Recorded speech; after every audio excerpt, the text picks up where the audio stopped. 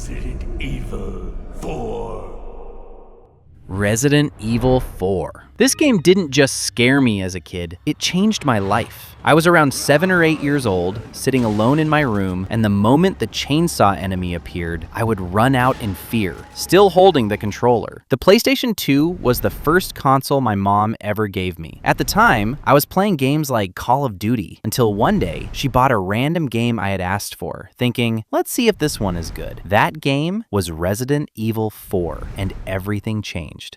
I was so scared, I couldn't even get past the village. For me, reaching the boulder section already felt like a victory, but over time, I started watching my older brother play. Little by little, fear turned into curiosity, until one day, I finally beat the game. And I still remember that feeling. It felt like I had leveled up in real life. But Resident Evil 4 didn't just change me, it changed the entire gaming industry. Released in 2005, it introduced something revolutionary, the over-the-shoulder camera. Before that, most games relied on fixed angles or first-person views, but this felt different, closer, more intense, more immersive. You weren't just watching the horror anymore, you were inside it. And the impact was massive. Games like Gears of War, Dead Space, and The Last of Us all followed this formula. What started here became the standard for modern third-person games. But what most people don't know is that the development of Resident Evil 4 was complete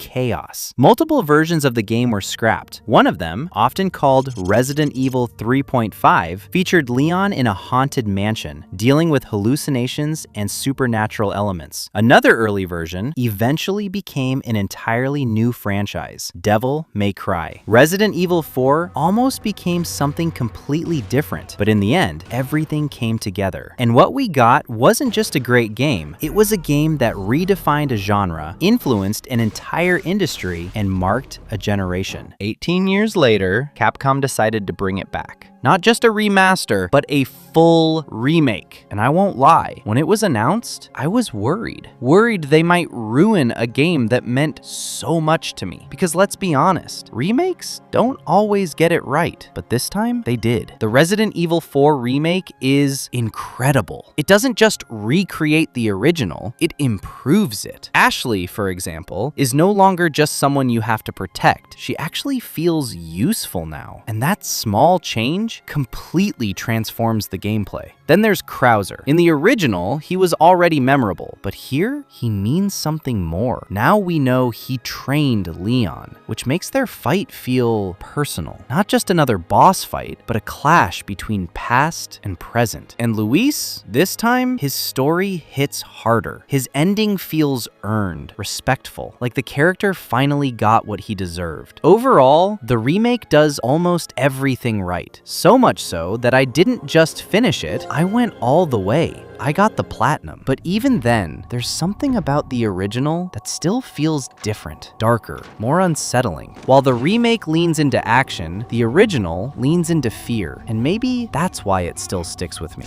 Or maybe it's just nostalgia, but I don't think so. Because at the end of the day, both versions accomplish something rare. They're both incredible. Not better, not worse, just different. And maybe that's what makes Resident Evil 4 so special. In the end, both versions are amazing games, and each one delivers an unforgettable experience.